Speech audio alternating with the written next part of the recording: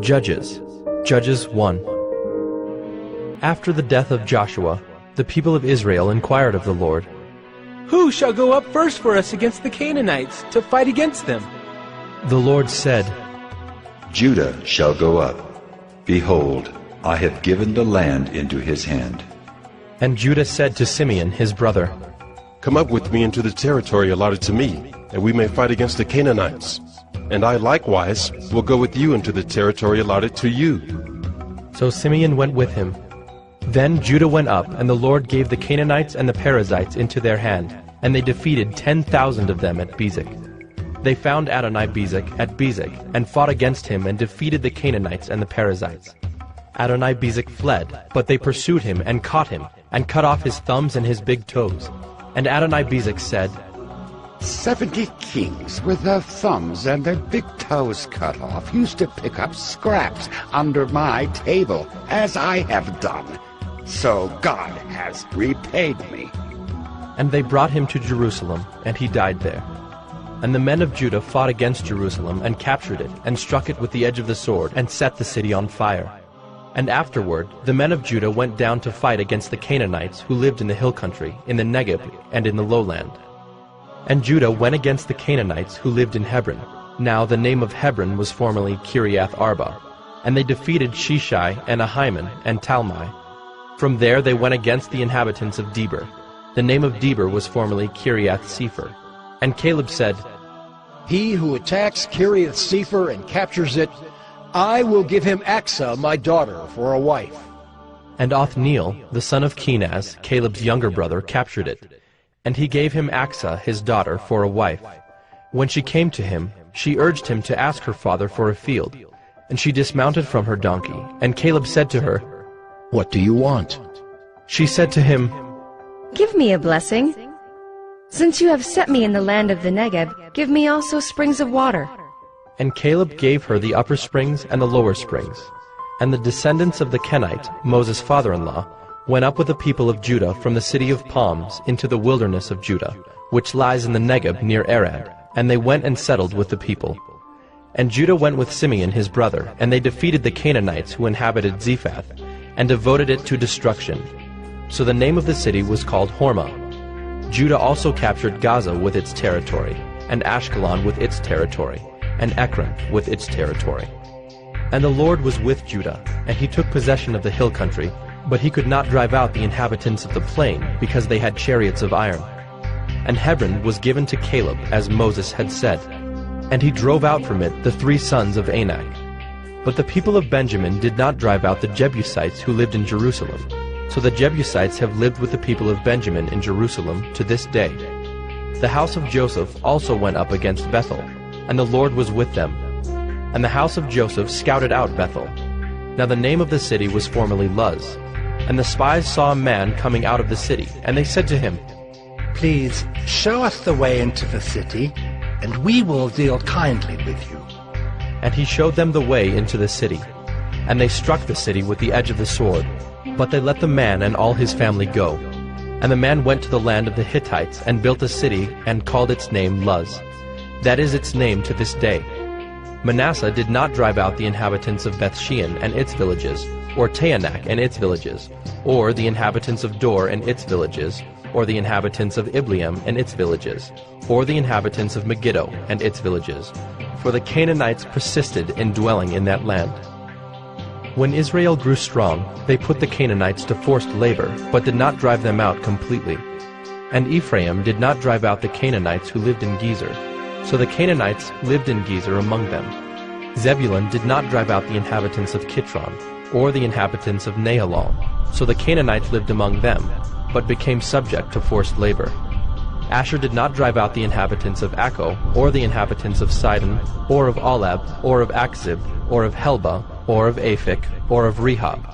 So the Asherites lived among the Canaanites, the inhabitants of the land, for they did not drive them out. Naphtali did not drive out the inhabitants of Beth-Shemesh, or the inhabitants of Beth-Anath, so they lived among the Canaanites, the inhabitants of the land. Nevertheless, the inhabitants of Beth-Shemesh and of Beth-Anath became subject to forced labor for them. The Amorites pressed the people of Dan back into the hill country, for they did not allow them to come down to the plain. The Amorites persisted in dwelling in Mount Heres, in Ajalon, and in Shaalbim, but the hand of the house of Joseph rested heavily on them, and they became subject to forced labor. And the border of the Amorites ran from the ascent of Akrabim, from Selah and upward.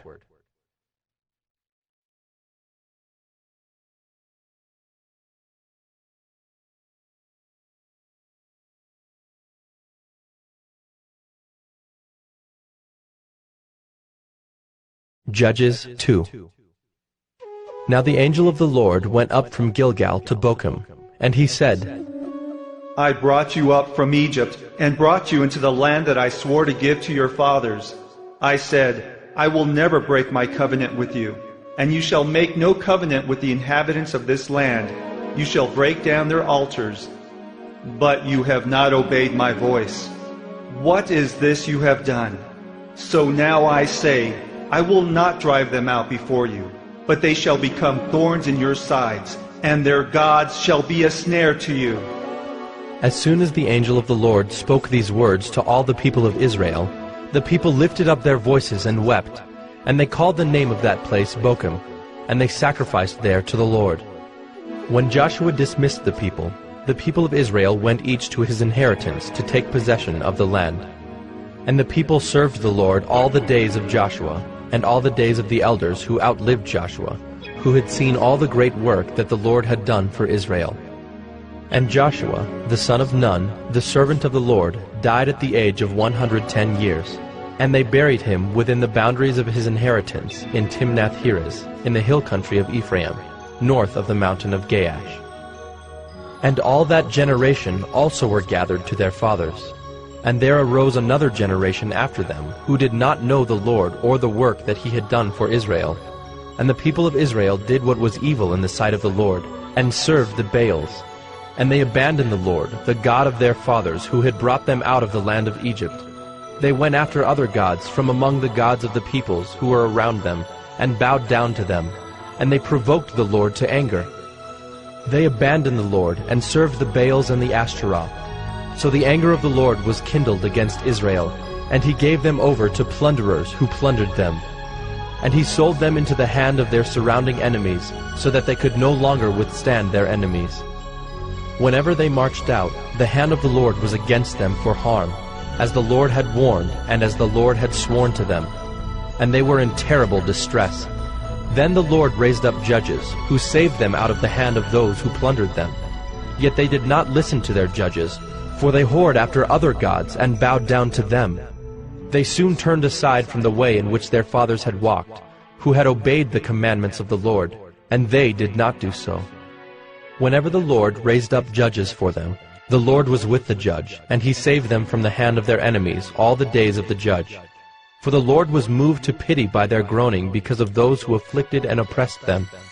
But whenever the judge died, they turned back and were more corrupt than their fathers, going after other gods, serving them and bowing down to them. They did not drop any of their practices or their stubborn ways. So the anger of the Lord was kindled against Israel. And he said, Because this people has transgressed my covenant that I commanded their fathers and have not obeyed my voice, I will no longer drive out before them any of the nations that Joshua left when he died, in order to test Israel by them, whether they will take care to walk in the way of the Lord as their fathers did or not.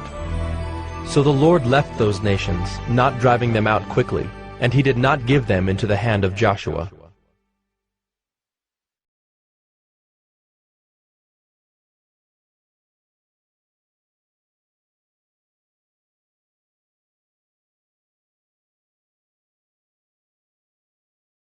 Judges 3. Now these are the nations that the Lord left, to test Israel by them, that is, all in Israel who had not experienced all the wars in Canaan. It was only in order that the generations of the people of Israel might know war, to teach war to those who had not known it before. These are the nations: the 5 lords of the Philistines, and all the Canaanites, and the Sidonians and the Hivites who lived on Mount Lebanon, from Mount Baal Hermon as far as Lebo Hamath. They were for the testing of Israel, to know whether Israel would obey the commandments of the Lord, which he commanded their fathers by the hand of Moses. So the people of Israel lived among the Canaanites, the Hittites, the Amorites, the Perizzites, the Hivites, and the Jebusites.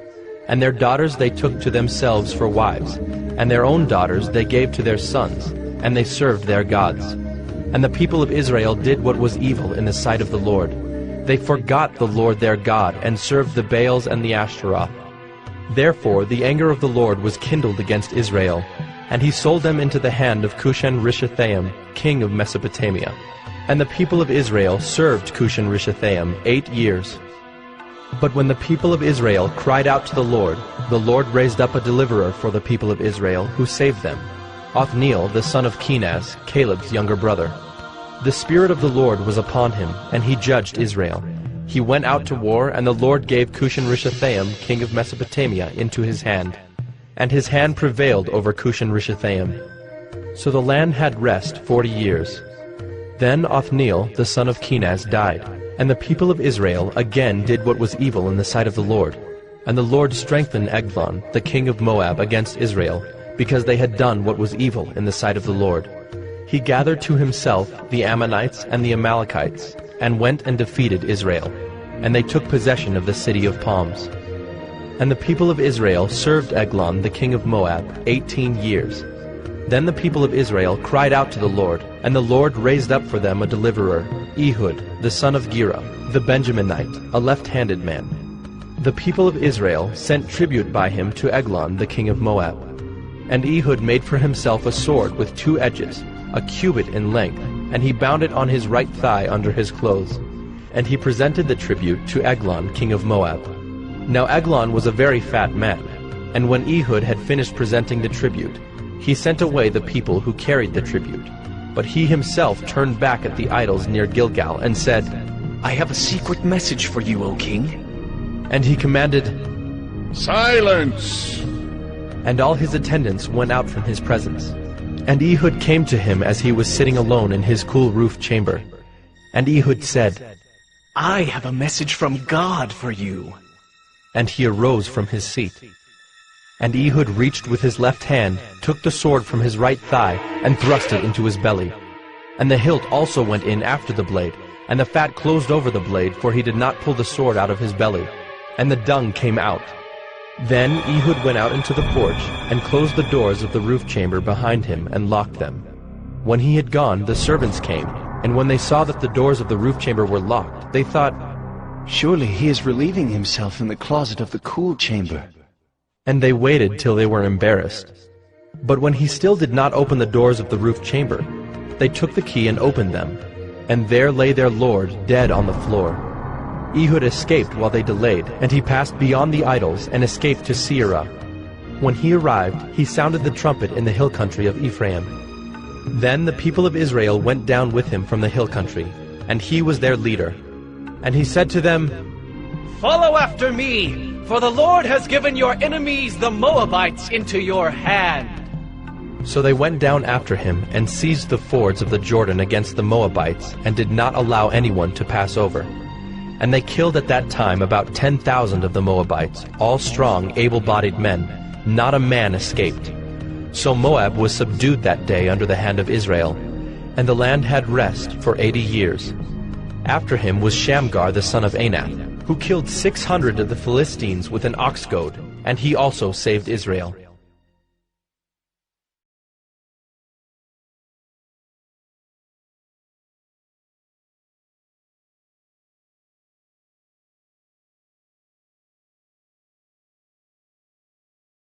Judges 4. And the people of Israel again did what was evil in the sight of the Lord after Ehud died. And the Lord sold them into the hand of Jabin, king of Canaan, who reigned in Hazor. The commander of his army was Sisera, who lived in Harosheth Hagoyim.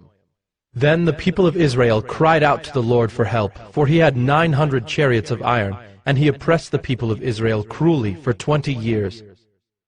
Now Deborah, a prophetess, the wife of Lapidoth, was judging Israel at that time. She used to sit under the palm of Deborah between Ramah and Bethel, in the hill country of Ephraim. And the people of Israel came up to her for judgment. She sent and summoned Barak, the son of Abinoam, from Kedesh Naphtali, and said to him, Has not the Lord, the God of Israel, commanded you? Go, gather your men at Mount Tabor, taking 10,000 from the people of Naphtali and the people of Zebulun. And I will draw out Sisera, the general of Jabin's army, to meet you by the river Kishon with his chariots and his troops, and I will give him into your hand. Barak said to her, If you will go with me, I will go. But if you will not go with me, I will not go. And she said, I will surely go with you. Nevertheless, the road on which you are going will not lead to your glory, for the Lord will sell Sisera into the hand of a woman. Then Deborah arose and went with Barak to Kedesh. And Barak called out Zebulun and Naphtali to Kedesh. And 10,000 men went up at his heels, and Deborah went up with him. Now Heber the Kenite had separated from the Kenites, the descendants of Hobab, the father-in-law of Moses, and had pitched his tent as far away as the oak in Zaanannim, which is near Kedesh. When Sisera was told that Barak the son of Abinoam had gone up to Mount Tabor, Sisera called out all his chariots, 900 chariots of iron, and all the men who were with him, from Harosheth-Hagoyim to the river Kishon. And Deborah said to Barak, Up, for this is the day in which the Lord has given Sisera into your hand. Does not the Lord go out before you? So Barak went down from Mount Tabor with 10,000 men following him. And the Lord routed Sisera and all his chariots and all his army before Barak by the edge of the sword. And Sisera got down from his chariot and fled away on foot. And Barak pursued the chariots and the army to Harosheth-Hagoyim, and all the army of Sisera fell by the edge of the sword. Not a man was left. But Sisera fled away on foot to the tent of Jair, the wife of Heber the Kenite, for there was peace between Jabin, the king of Hazor, and the house of Heber the Kenite. And Jair came out to meet Sisera, and said to him, Turn aside, my lord. Turn aside to me. Do not be afraid. So he turned aside to her into the tent, and she covered him with a rug. And he said to her, Please, give me a little water to drink, for I am thirsty. So she opened a skin of milk, and gave him a drink, and covered him. And he said to her, Stand at the opening of the tent, and if any man comes and asks you, Is anyone here? Say no. But Jael, the wife of Heber, took a tent peg, and took a hammer in her hand. Then she went softly to him, and drove the peg into his temple until it went down into the ground while he was lying fast asleep from weariness. So he died. And behold, as Barak was pursuing Sisera, Jael went out to meet him, and said to him, Come, and I will show you the man whom you are seeking. So he went into her tent, and there lay Sisera dead with a tent peg in his temple. So on that day God subdued Jabin, the king of Canaan, before the people of Israel. And the hand of the people of Israel pressed harder and harder against Jabin, the king of Canaan, until they destroyed Jabin, king of Canaan.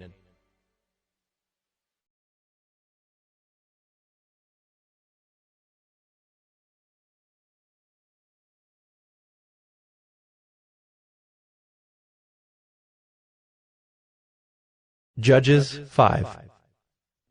Then sang Deborah and Barak, the son of Abinoam, on that day, That the leaders took the lead in Israel, that the people offered themselves willingly.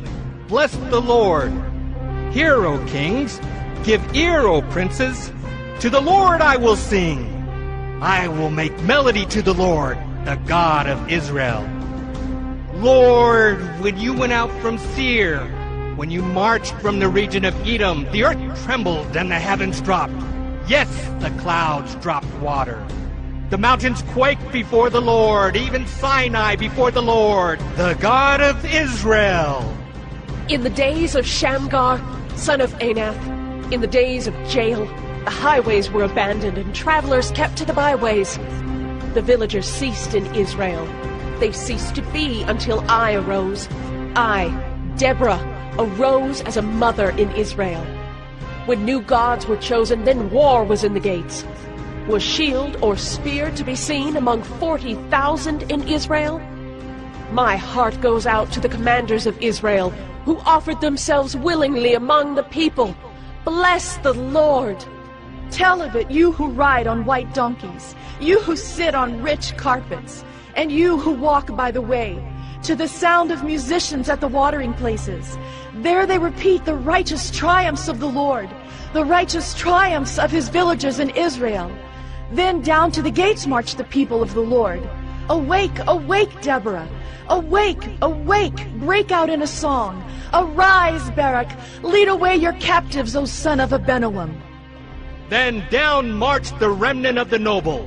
The people of the Lord marched down for me against the mighty. From Ephraim, their root, they marched down into the valley following you. Benjamin with your kinsmen. From Machir marched down the commanders. And from Zebulun those who bear the lieutenant's staff. The princes of Issachar came with Deborah, and Issachar faithful to Barak. Into the valley they rushed at his heels. Among the clans of Reuben there were great searchings of heart. Why did you sit still among the sheepfolds, to hear the whistling for the flocks? Among the clans of Reuben there were great searchings of heart. Gilead stayed beyond the Jordan, and Dan, why did he stay with the ships? Asher sat still at the coast of the sea, staying by his landings. Zebulun is a people who risked their lives to the death. Naphtali, too, on the heights of the field. The kings came, they fought. Then fought the kings of Canaan at Taanach by the waters of Megiddo. They got no spoils of silver. From heaven the stars fought. From their courses they fought against Sisera. The torrent Kishon swept them away, the ancient torrent, the torrent Kishon. March on, my soul, with might. Then loud beat the horse's hoofs with the galloping of his steeds. Curse Meroz, says the angel of the Lord. Curse its inhabitants thoroughly, because they did not come to the help of the Lord, against the mighty. Most blessed of women be Jael, the wife of Heber the Kenite. Of tent-dwelling women most blessed. He asked water, and she gave him milk. She brought him curds in a noble's bowl. She sent her hand to the tent peg, and her right hand to the workman's mallet. She struck Sisera. She crushed his head. She shattered and pierced his temple. Between her feet he sank. He fell. He lay still. Between her feet he sank. He fell. Where he sank, there he fell, dead. Out of the window she peered. The mother of Sisera wailed through the lattice. Why is his chariot so long in coming? Why tarry the hoofbeats of his chariots? Her wisest princesses answer. Indeed, she answers herself. Have they not found and divided the spoil? A womb or two for every man. Spoil of dyed materials for Sisera, spoil of dyed materials embroidered, 2 pieces of dyed work embroidered for the neck as spoil. So may all your enemies perish, O Lord, but your friends be like the sun as he rises in his might. And the land had rest for 40 years.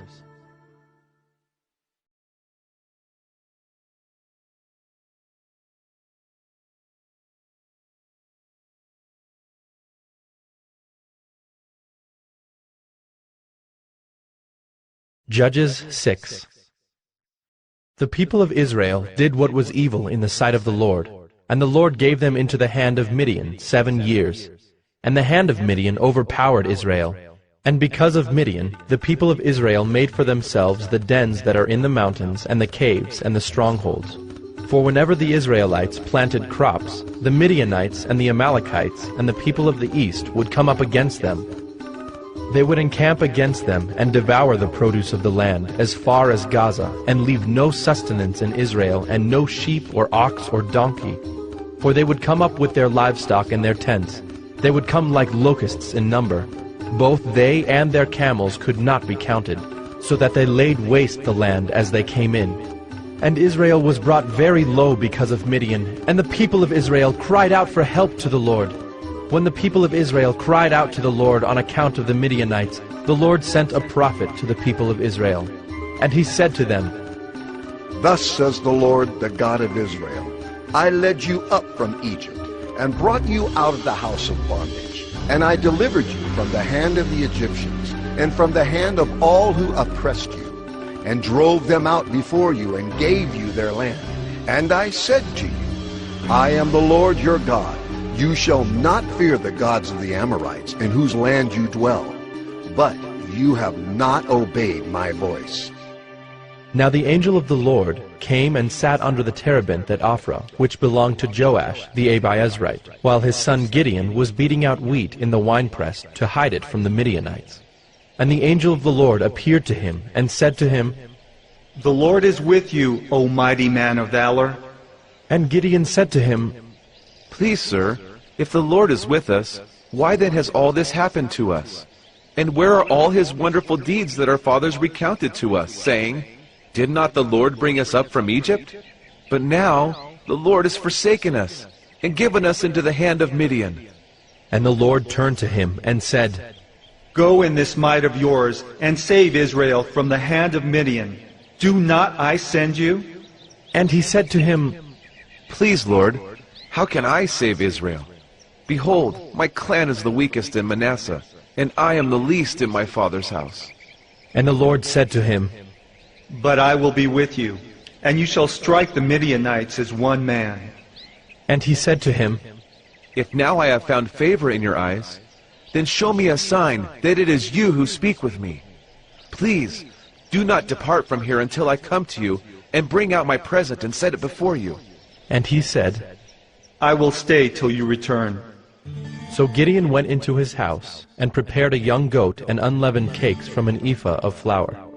The meat he put in a basket, and the broth he put in a pot, and brought them to him under the terebinth, and presented them.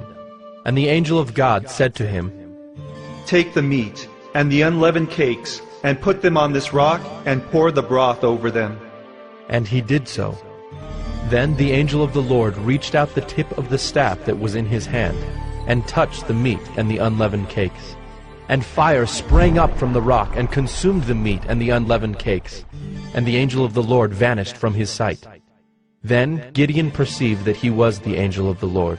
And Gideon said, Alas, O Lord God, for now I have seen the angel of the Lord face to face. But the Lord said to him, Peace be to you. Do not fear, you shall not die. Then Gideon built an altar there to the Lord, and called it, The Lord is Peace. To this day it still stands at Ophrah, which belongs to the Abiezrites. That night the Lord said to him, Take your father's bull, and the second bull 7 years old, and pull down the altar of Baal that your father has, and cut down the Asherah that is beside it, and build an altar to the Lord your God on the top of the stronghold here, with stones laid in due order. Then take the second bull and offer it as a burnt offering with the wood of the Asherah that you shall cut down. So Gideon took 10 men of his servants, and did as the Lord had told him. But because he was too afraid of his family and the men of the town to do it by day, he did it by night. When the men of the town rose early in the morning, behold, the altar of Baal was broken down, and the Asherah beside it was cut down, and the second bull was offered on the altar that had been built. And they said to one another, Who has done this thing? And after they had searched and inquired, they said, Gideon, the son of Joash, has done this thing. Then the men of the town said to Joash, Bring out your son, that he may die, for he has broken down the altar of Baal and cut down the Asherah beside it. But Joash said to all who stood against him, Will you contend for Baal? Or will you save him? Whoever contends for him shall be put to death by morning. If he is a god, let him contend for himself, because his altar has been broken down. Therefore, on that day, Gideon was called Jerubbaal, that is to say, Let Baal contend against him, because he broke down his altar. Now all the Midianites and the Amalekites and the people of the east came together, and they crossed the Jordan and encamped in the valley of Jezreel. But the Spirit of the Lord clothed Gideon, and he sounded the trumpet, and the Abiezrites were called out to follow him. And he sent messengers throughout all Manasseh, and they too were called out to follow him. And he sent messengers to Asher, Zebulun, and Naphtali, and they went up to meet them. Then Gideon said to God, If you will save Israel by my hand, as you have said, behold, I am laying a fleece of wool on the threshing floor. If there is dew on the fleece alone, and it is dry on all the ground, then I shall know that you will save Israel by my hand, as you have said. And it was so.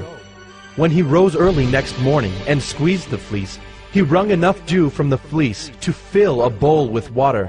Then Gideon said to God, Let not your anger burn against me. Let me speak just once more. Please, let me test just once more with the fleece. Please, let it be dry on the fleece only, and on all the ground let there be dew. And God did so that night, and it was dry on the fleece only, and on all the ground there was dew.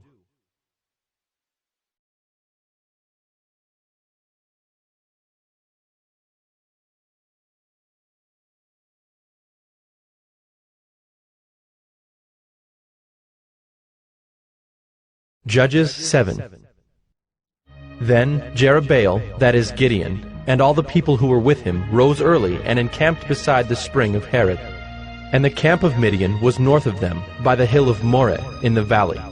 The Lord said to Gideon, The people with you are too many for me to give the Midianites into their hand, lest Israel boast over me, saying, My own hand has saved me. Now therefore proclaim in the ears of the people, saying, Whoever is fearful and trembling, let him return home, and hurry away from Mount Gilead. Then 22,000 of the people returned, and 10,000 remained. And the Lord said to Gideon, The people are still too many. Take them down to the water, and I will test them for you there. And any one of whom I say to you, This one shall go with you, shall go with you. And any one of whom I say to you, This one shall not go with you, shall not go. So he brought the people down to the water. And the Lord said to Gideon, Everyone who laps the water with his tongue as a dog laps, you shall set by himself. Likewise, everyone who kneels down to drink. And the number of those who lapped, putting their hands to their mouths, was 300 men. But all the rest of the people knelt down to drink water. And the Lord said to Gideon, With the 300 men who lapped, I will save you, and give the Midianites into your hand, and let all the others go, every man to his home. So the people took provisions in their hands and their trumpets. And he sent all the rest of Israel, every man to his tent, but retained the 300 men. And the camp of Midian was below him in the valley. That same night the Lord said to him, Arise, go down against the camp, for I have given it into your hand. But if you are afraid to go down to the camp with Purah your servant, and you shall hear what they say, and afterward your hands shall be strengthened to go down against the camp. Then he went down with Purah his servant to the outposts of the armed men who were in the camp. And the Midianites and the Amalekites and all the people of the east lay along the valley like locusts in abundance, and their camels were without number as the sand that is on the seashore in abundance. When Gideon came, behold, a man was telling a dream to his comrade. And he said, Behold, I dreamed a dream, and behold, a cake of barley bread tumbled into the camp of Midian, and came to the tent and struck it so that it fell, and turned it upside down, so that the tent lay flat. And his comrade answered, This is no other than the sword of Gideon, the son of Joash, a man of Israel. God has given into his hand Midian and all the camp. As soon as Gideon heard the telling of the dream and its interpretation, he worshipped, and he returned to the camp of Israel and said, Arise, for the Lord has given the host of Midian into your hand. And he divided the 300 men into 3 companies, and put trumpets into the hands of all of them, and empty jars with torches inside the jars. And he said to them, Look at me, and do likewise. When I come to the outskirts of the camp, do as I do. When I blow the trumpet, I and all who are with me, then blow the trumpets also on every side of all the camp and shout, For the Lord and for Gideon! So Gideon and the 100 men who were with him came to the outskirts of the camp at the beginning of the middle watch, when they had just set the watch. And they blew the trumpets and smashed the jars that were in their hands. Then the 3 companies blew the trumpets and broke the jars. They held in their left hands the torches, and in their right hands the trumpets to blow.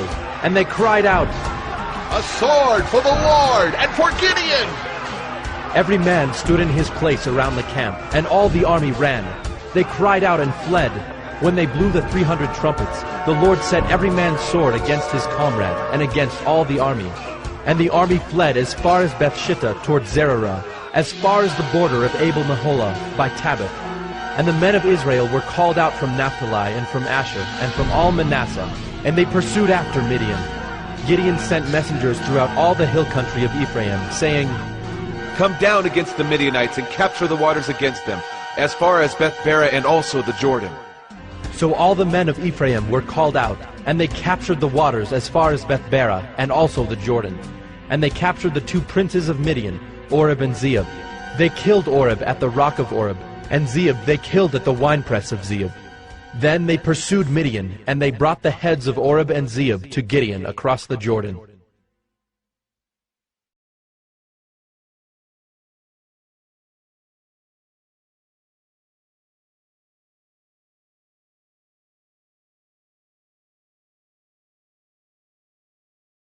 Judges 8. Then the men of Ephraim said to him, "What is this that you have done to us, not to call us when you went to fight against Midian?" And they accused him fiercely. And he said to them, "What have I done now in comparison with you? Is not the gleaning of the grapes of Ephraim better than the grape harvest of Abiezer? God has given into your hands the princes of Midian, Oreb and Zeeb. What have I been able to do in comparison with you?" Then their anger against him subsided when he said this. And Gideon came to the Jordan and crossed over, he and the 300 men who were with him, exhausted yet pursuing. So he said to the men of Succoth, "Please give loaves of bread to the people who follow me, for they are exhausted, and I am pursuing after Zebah and Zalmunna, the kings of Midian." And the officials of Succoth said, "Are the hands of Zebah and Zalmunna already in your hand, that we should give bread to your army?" So Gideon said, "Well then, when the Lord has given Zebah and Zalmunna into my hand, I will flail your flesh with the thorns of the wilderness and with briars." And from there he went up to Penuel, and spoke to them in the same way, and the men of Penuel answered him as the men of Succoth had answered. And he said to the men of Penuel, "When I come again in peace, I will break down this tower." Now Zebah and Zalmunna were in Karkor with their army, about 15,000 men, all who were left of all the army of the people of the east, for there had fallen 120,000 men who drew the sword. And Gideon went up by the way of the tent dwellers, east of Nobah and Jogbehah, and attacked the army, for the army felt secure. And Zebah and Zalmunna fled, and he pursued them and captured the 2 kings of Midian, Zebah and Zalmunna. And he threw all the army into a panic. Then Gideon the son of Joash returned from the battle by the ascent of Heres, and he captured a young man of Succoth and questioned him. And he wrote down for him the officials and elders of Succoth, 77 men. And he came to the men of Succoth and said, "Behold, Zebah and Zalmunna, about whom you taunted me, saying, 'Are the hands of Zebah and Zalmunna already in your hand, that we should give bread to your men who are exhausted?' And he took the elders of the city, and he took thorns of the wilderness and briars, and with them taught the men of Succoth a lesson. And he broke down the tower of Penuel and killed the men of the city. Then he said to Zebah and Zalmunna, 'Where are the men whom you killed at Tabor?' They answered, "As you are, so were they. Every one of them resembled the son of a king." And he said, "They were my brothers, the sons of my mother. As the Lord lives, if you had saved them alive, I would not kill you." So he said to Jether his firstborn, "Rise and kill them!" But the young man did not draw his sword, for he was afraid because he was still a young man. Then Zebah and Zalmunna said, "Rise yourself and fall upon us, for as the man is, so is his strength." And Gideon arose and killed Zebah and Zalmunna, and he took the crescent ornaments that were on the necks of their camels.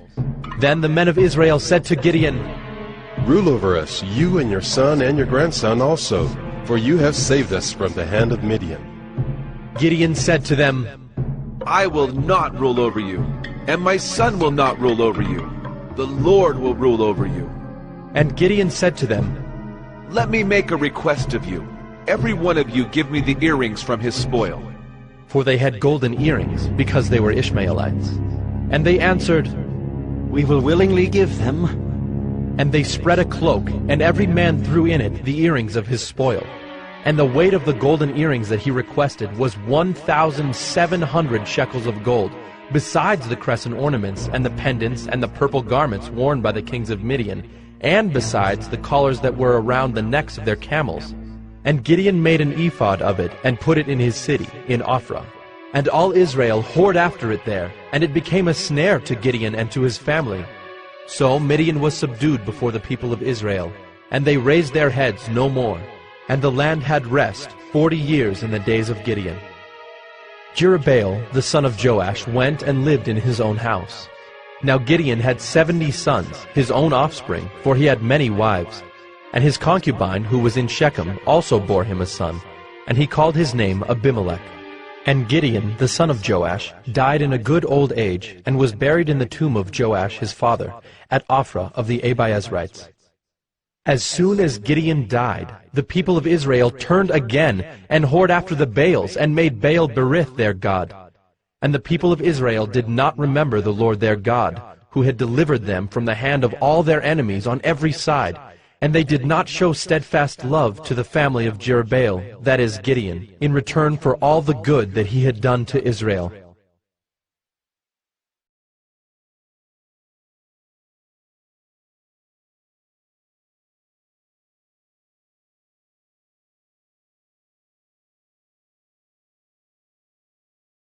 Judges 9.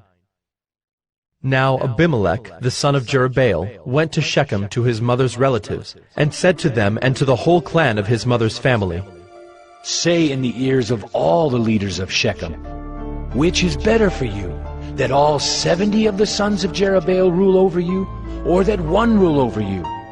Remember also that I am your bone and your flesh. And his mother's relatives spoke all these words on his behalf in the ears of all the leaders of Shechem, and their hearts inclined to follow Abimelech, for they said, He is our brother. And they gave him 70 pieces of silver out of the house of Baal-berith, with which Abimelech hired worthless and reckless fellows who followed him. And he went to his father's house at Ophrah, and killed his brothers, the sons of Jerubbaal, 70 men, on one stone. But Jotham, the youngest son of Jerubbaal, was left, for he hid himself. And all the leaders of Shechem came together, and all Beth Millo, and they went and made Abimelech king by the oak of the pillar at Shechem. When it was told to Jotham, he went and stood on top of Mount Gerizim, and cried aloud, and said to them, Listen to me, you leaders of Shechem, that God may listen to you. The trees once went out to anoint a king over them. And they said to the olive tree, Reign over us! But the olive tree said to them, Shall I leave my abundance by which gods and men are honored, and go hold sway over the trees? And the trees said to the fig tree, You come and reign over us! But the fig tree said to them, Shall I leave my sweetness and my good fruit, and go hold sway over the trees?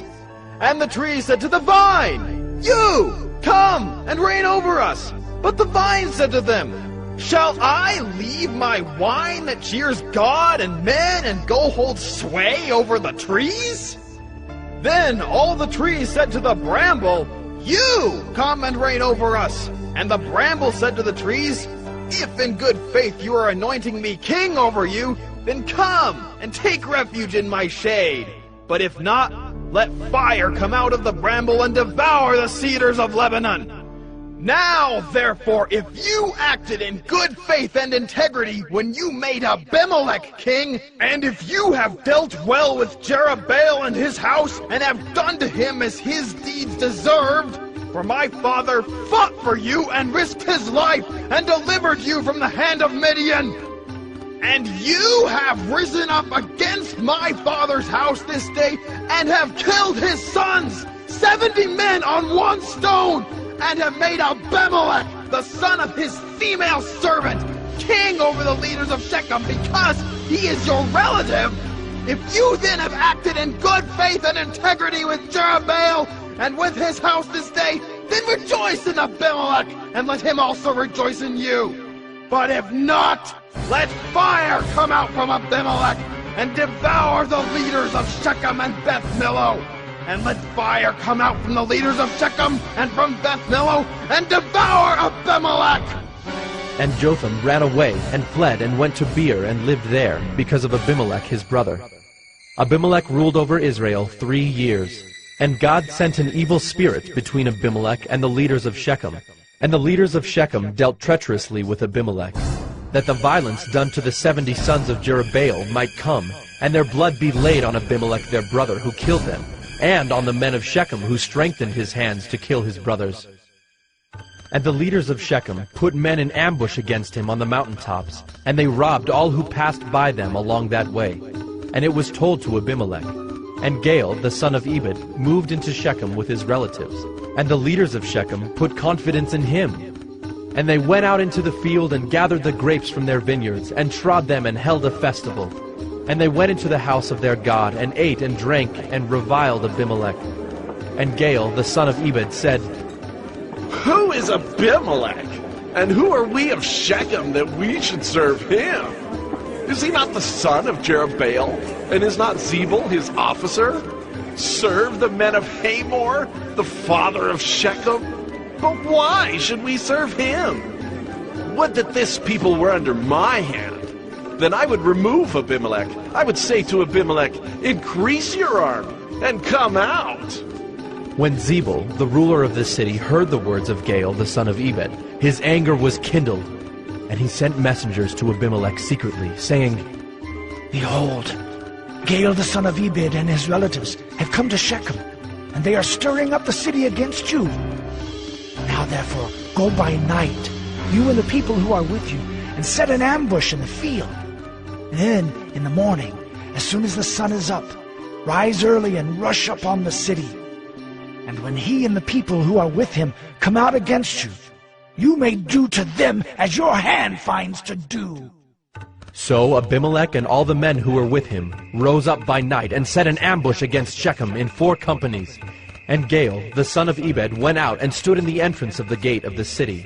And Abimelech and the people who were with him rose from the ambush. And when Gaal saw the people, he said to Zebul, Look, people are coming down from the mountaintops. And Zebul said to him, You mistake the shadow of the mountains for men. Gaal spoke again and said, Look, people are coming down from the center of the land, and one company is coming from the direction of the diviner's oak. Then Zebul said to him, Where is your mouth now, you who said, Who is Abimelech that we should serve him? Are not these the people whom you despised? Go out now and fight with them. And Gaal went out at the head of the leaders of Shechem and fought with Abimelech. And Abimelech chased him, and he fled before him. And many fell wounded up to the entrance of the gate. And Abimelech lived at Arumah, and Zebul drove out Gaal and his relatives so that they could not dwell at Shechem. On the following day, the people went out into the field, and Abimelech was told. He took his people and divided them into 3 companies, and set an ambush in the fields. And he looked and saw the people coming out of the city. So he rose against them and killed them. Abimelech and the company that was with him rushed forward and stood at the entrance of the gate of the city, while the 2 companies rushed upon all who were in the field and killed them. And Abimelech fought against the city all that day. He captured the city and killed the people who were in it, and he razed the city and sowed it with salt. When all the leaders of the tower of Shechem heard of it, they entered the stronghold of the house of El-Berith. Abimelech was told that all the leaders of the tower of Shechem were gathered together. And Abimelech went up to Mount Zalmon, he and all the people who were with him. And Abimelech took an axe in his hand, and cut down a bundle of brushwood, and took it up and laid it on his shoulder. And he said to the men who were with him, What you have seen me do, hurry and do as I have done. So every one of the people cut down his bundle, and following Abimelech put it against the stronghold. And they set the stronghold on fire over them, so that all the people of the tower of Shechem also died, about 1,000 men and women. Then Abimelech went to Thebez and encamped against Thebez and captured it. But there was a strong tower within the city, and all the men and women and all the leaders of the city fled to it and shut themselves in, and they went up to the roof of the tower.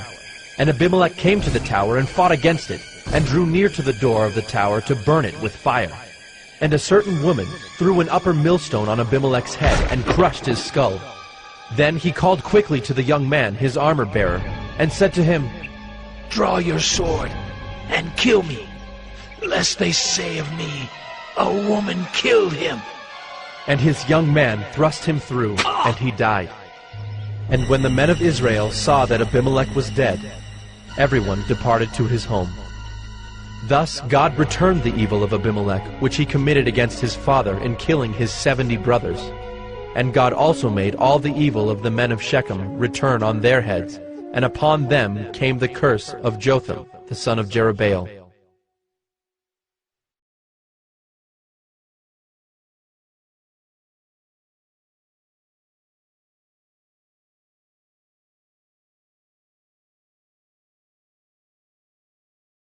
Judges 10.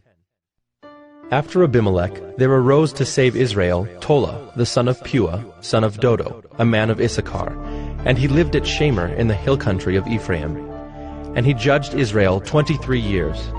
Then he died and was buried at Shamgar. After him arose Jair the Gileadite, who judged Israel 22 years.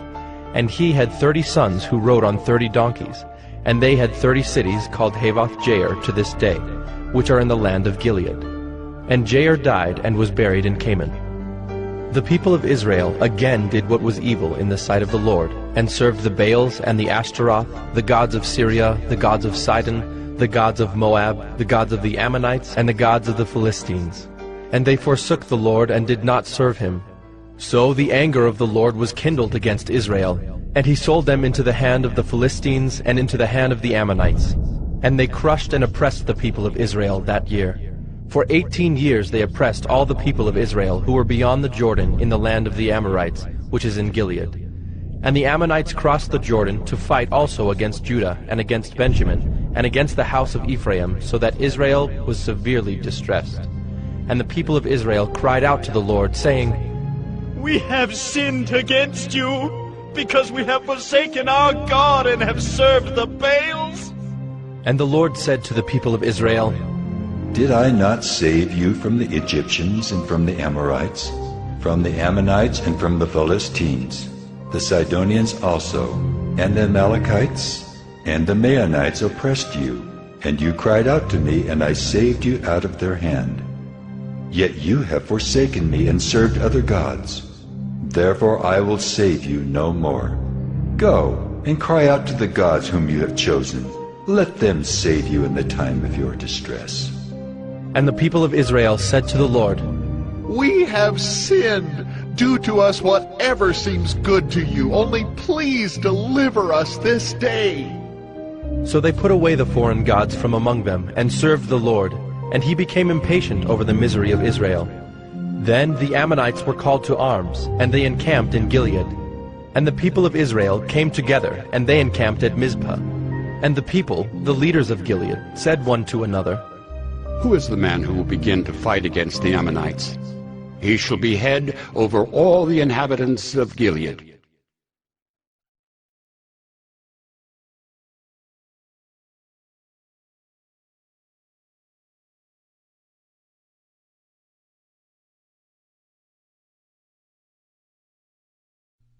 Judges 11. Now Jephthah the Gileadite was a mighty warrior, but he was the son of a prostitute. Gilead was the father of Jephthah, and Gilead's wife also bore him sons. And when his wife's sons grew up, they drove Jephthah out and said to him, You shall not have an inheritance in our father's house, for you are the son of another woman. Then Jephthah fled from his brothers and lived in the land of Tob. And worthless fellows collected around Jephthah and went out with him. After a time the Ammonites made war against Israel. And when the Ammonites made war against Israel, the elders of Gilead went to bring Jephthah from the land of Tob. And they said to Jephthah, Come and be our leader, that we may fight against the Ammonites. But Jephthah said to the elders of Gilead, Did you not hate me and drive me out of my father's house? Why have you come to me now when you are in distress? And the elders of Gilead said to Jephthah, That is why we have turned to you now, that you may go with us and fight against the Ammonites, and be our head over all the inhabitants of Gilead. Jephthah said to the elders of Gilead, If you bring me home again to fight against the Ammonites, and the Lord gives them over to me, I will be your head. And the elders of Gilead said to Jephthah, The Lord will be witness between us if we do not do as you say. So Jephthah went with the elders of Gilead, and the people made him head and leader over them. And Jephthah spoke all his words before the Lord at Mizpah. Then Jephthah sent messengers to the king of the Ammonites, and said, What do you have against me, that you have come to me to fight against my land?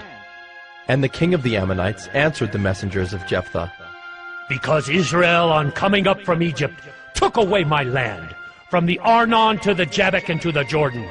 Now therefore, restore it peaceably. Jephthah again sent messengers to the king of the Ammonites, and said to him, Thus says Jephthah, Israel did not take away the land of Moab or the land of the Ammonites. But when they came up from Egypt, Israel went through the wilderness to the Red Sea and came to Kadesh. Israel then sent messengers to the king of Edom, saying, Please, let us pass through your land. But the king of Edom would not listen. And they sent also to the king of Moab, but he would not consent. So Israel remained at Kadesh.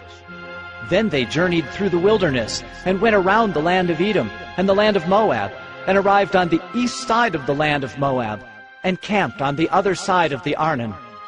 But they did not enter the territory of Moab, for the Arnon was the boundary of Moab. Israel then sent messengers to Sihon, king of the Amorites, king of Heshbon, and Israel said to him, Please, let us pass through your land to our country. But Sihon did not trust Israel to pass through his territory.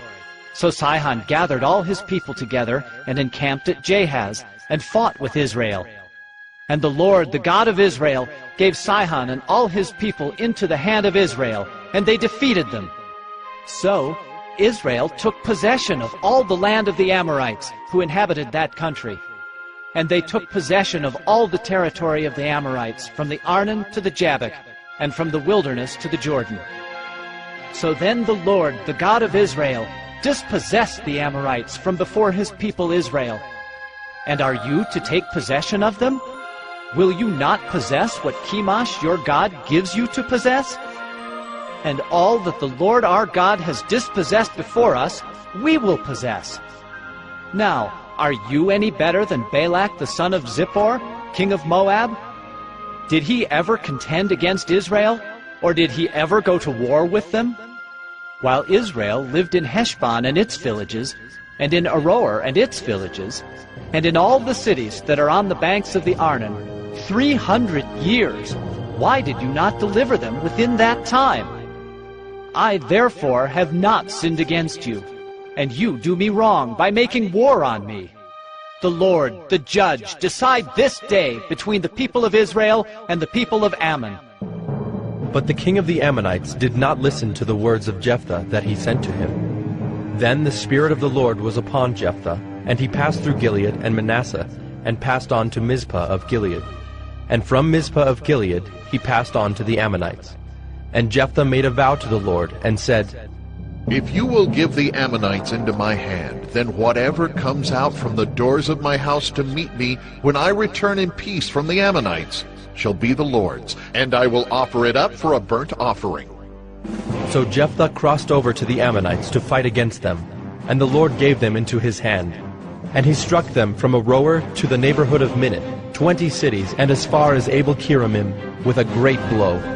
So the Ammonites were subdued before the people of Israel.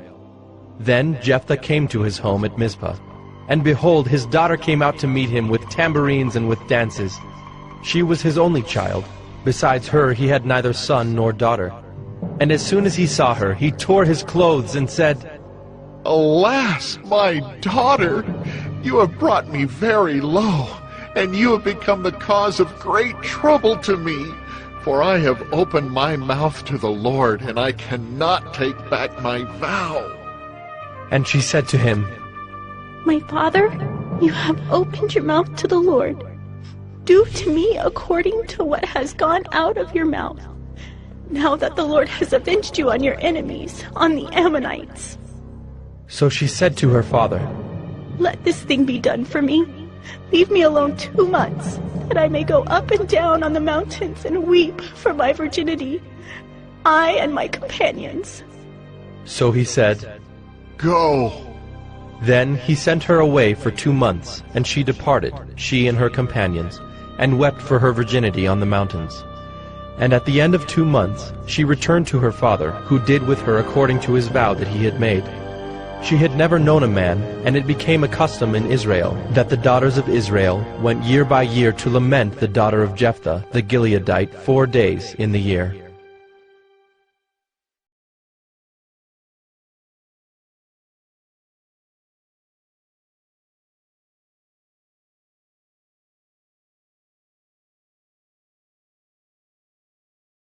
Judges 12. The men of Ephraim were called to arms, and they crossed to Zaphon and said to Jephthah, Why did you cross over to fight against the Ammonites and did not call us to go with you? We will burn your house over you with fire. And Jephthah said to them, I and my people had a great dispute with the Ammonites, and when I called you, you did not save me from their hand. And when I saw that you would not save me, I took my life in my hand, and crossed over against the Ammonites, and the Lord gave them into my hand. Why then have you come up to me this day to fight against me? Then Jephthah gathered all the men of Gilead and fought with Ephraim. And the men of Gilead struck Ephraim, because they said, You are fugitives of Ephraim, you Gileadites, in the midst of Ephraim and Manasseh. And the Gileadites captured the fords of the Jordan against the Ephraimites. And when any of the fugitives of Ephraim said, Let me go over, the men of Gilead said to him, Are you an Ephraimite? When he said, No, they said to him, Then say Shibboleth. And he said, Sibboleth, for he could not pronounce it right. Then they seized him and slaughtered him at the fords of the Jordan. At that time 42,000 of the Ephraimites fell. Jephthah judged Israel 6 years. Then Jephthah the Gileadite died and was buried in his city in Gilead. After him Ibzan of Bethlehem judged Israel. He had 30 sons, and 30 daughters he gave in marriage outside his clan, and 30 daughters he brought in from outside for his sons. And he judged Israel 7 years. Then Ibzan died and was buried at Bethlehem. After him Elon the Zebulunite judged Israel, and he judged Israel 10 years. Then Elon the Zebulunite died and was buried at Ajalon in the land of Zebulun. After him Abdon the son of Hillel the Pirathonite judged Israel. He had 40 sons and 30 grandsons, who rode on 70 donkeys, and he judged Israel 8 years. Then Abdon the son of Hillel the Pirathonite died, and was buried at Pirathon in the land of Ephraim, in the hill country of the Amalekites.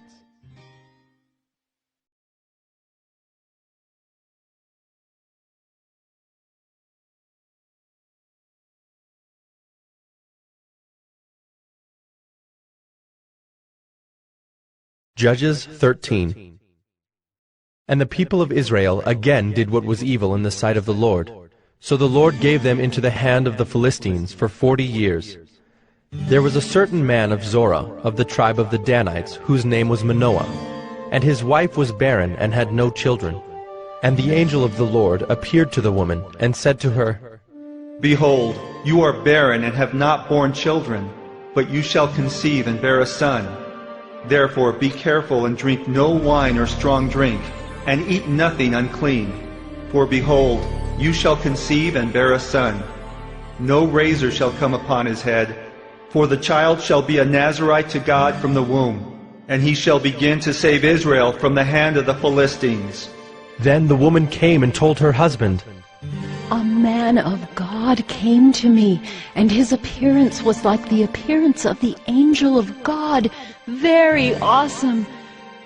I did not ask him where he was from, and he did not tell me his name, but he said to me, Behold, you shall conceive and bear a son, So then drink no wine or strong drink, and eat nothing unclean, for the child shall be a Nazirite to God from the womb to the day of his death. Then Manoah prayed to the Lord and said, O Lord, please let the man of God whom you sent come again to us and teach us what we are to do with the child who will be born. And God listened to the voice of Manoah. And the angel of God came again to the woman as she sat in the field. But Manoah her husband was not with her. So the woman ran quickly and told her husband, Behold, the man who came to me the other day has appeared to me. And Manoah arose and went after his wife, and came to the man and said to him, Are you the man who spoke to this woman? And he said, I am. And Manoah said, Now when your words come true, what is to be the child's manner of life, and what is his mission? And the angel of the Lord said to Manoah, Of all that I said to the woman, let her be careful. She may not eat of anything that comes from the vine, neither let her drink wine or strong drink, or eat any unclean thing. All that I commanded her, let her observe. Manoah said to the angel of the Lord, Please, let us detain you and prepare a young goat for you. And the angel of the Lord said to Manoah, If you detain me, I will not eat of your food. But if you prepare a burnt offering, then offer it to the Lord. For Manoah did not know that he was the angel of the Lord. And Manoah said to the angel of the Lord, What is your name, so that when your words come true, we may honor you?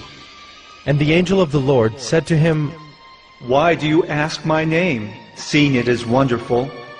So Manoah took the young goat with the grain offering, and offered it on the rock to the Lord, to the one who works wonders. And Manoah and his wife were watching. And when the flame went up toward heaven from the altar, the angel of the Lord went up in the flame of the altar. Now Manoah and his wife were watching, and they fell on their faces to the ground. The angel of the Lord appeared no more to Manoah and to his wife. Then Manoah knew that he was the angel of the Lord.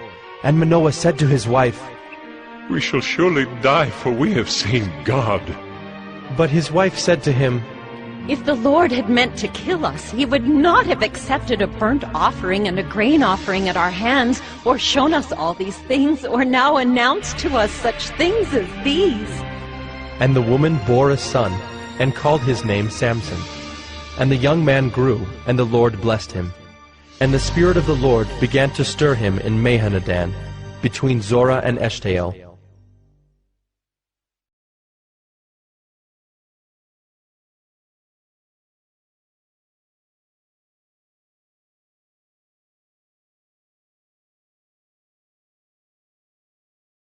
Judges 14.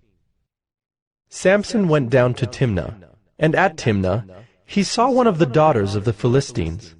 Then he came up and told his father and mother, I saw one of the daughters of the Philistines at Timnah. Now get her for me as my wife. But his father and mother said to him, Is there not a woman among the daughters of your relatives, or among all our people? That you must go to take a wife from the uncircumcised Philistines?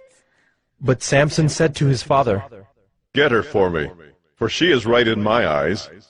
His father and mother did not know that it was from the Lord, for he was seeking an opportunity against the Philistines.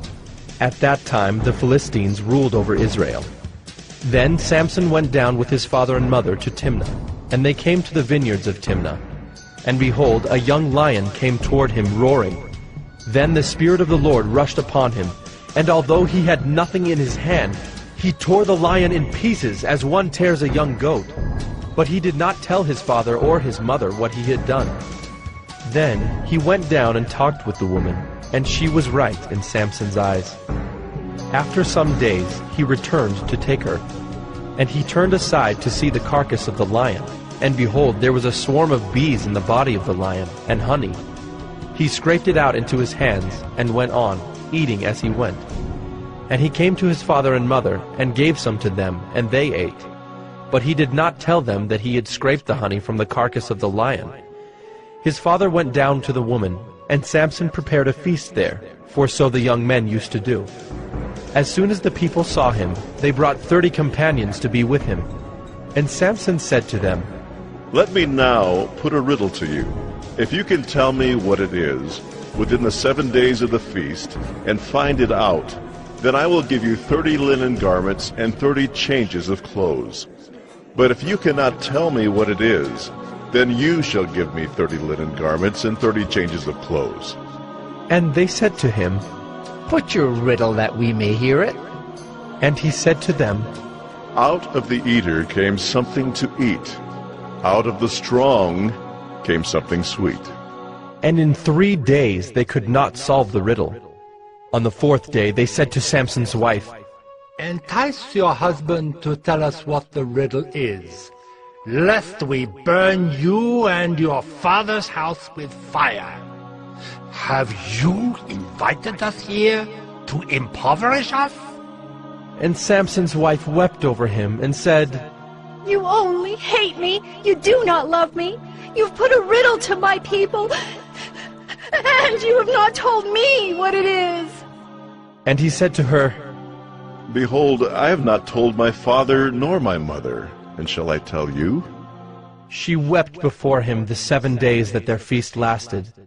And on the 7th day he told her, because she pressed him hard. Then she told the riddle to her people. And the men of the city said to him on the 7th day, before the sun went down, What is sweeter than honey? What is stronger than a lion? And he said to them, If you had not plowed with my heifer, you would not have found out my riddle. And the Spirit of the Lord rushed upon him, and he went down to Ashkelon, and struck down 30 men of the town, and took their spoil, and gave the garments to those who had told the riddle. In hot anger he went back to his father's house. And Samson's wife was given to his companion, who had been his best man.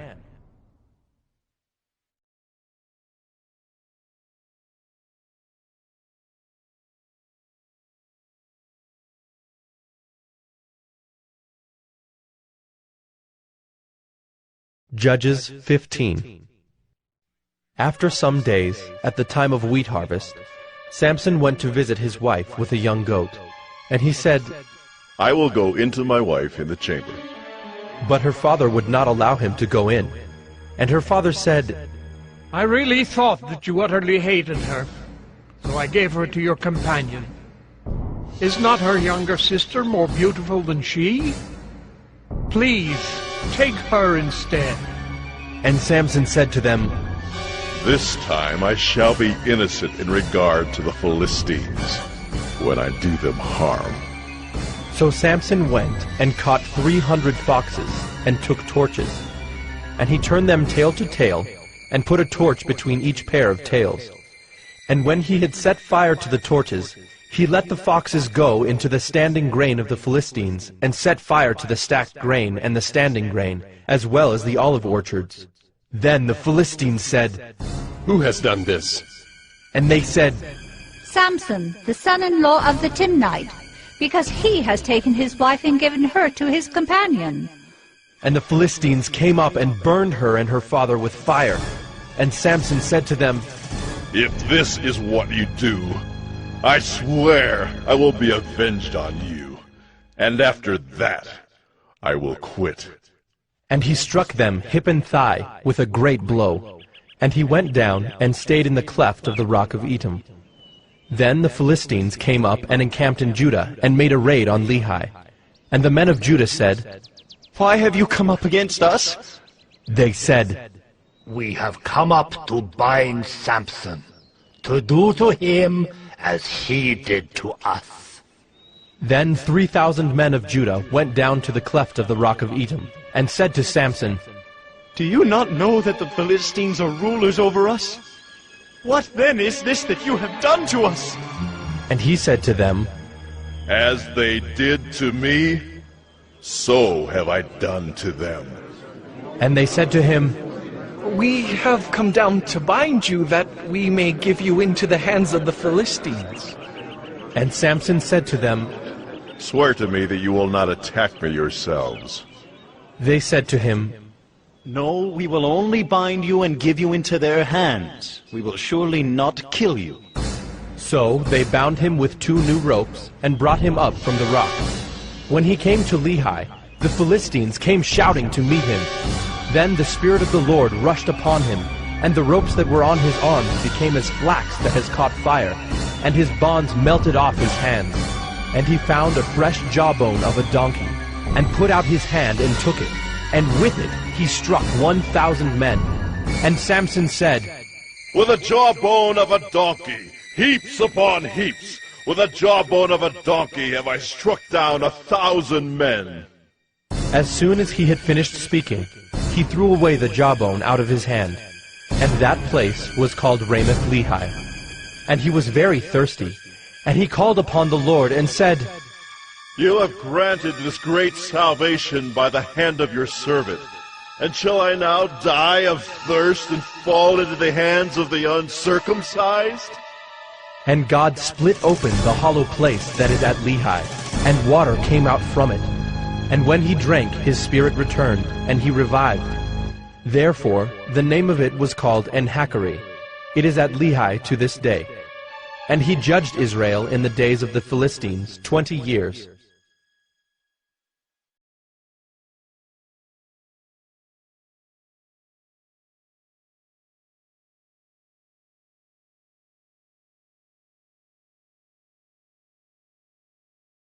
Judges 16. Samson went to Gaza, and there he saw a prostitute, and he went into her. The Gazites were told, Samson has come here. And they surrounded the place, and set an ambush for him all night at the gate of the city.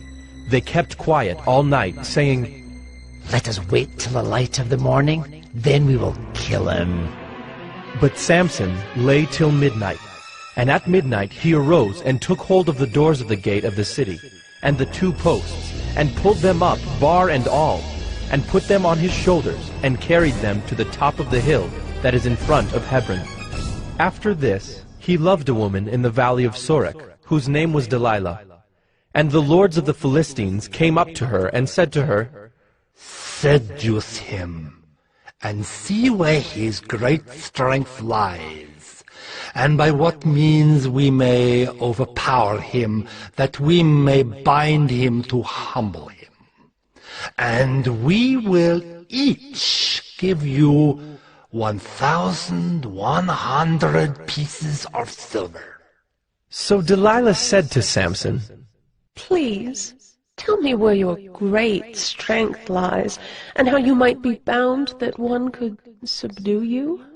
Samson said to her, If they bind me with 7 fresh bowstrings that have not been dried, then I shall become weak and be like any other man.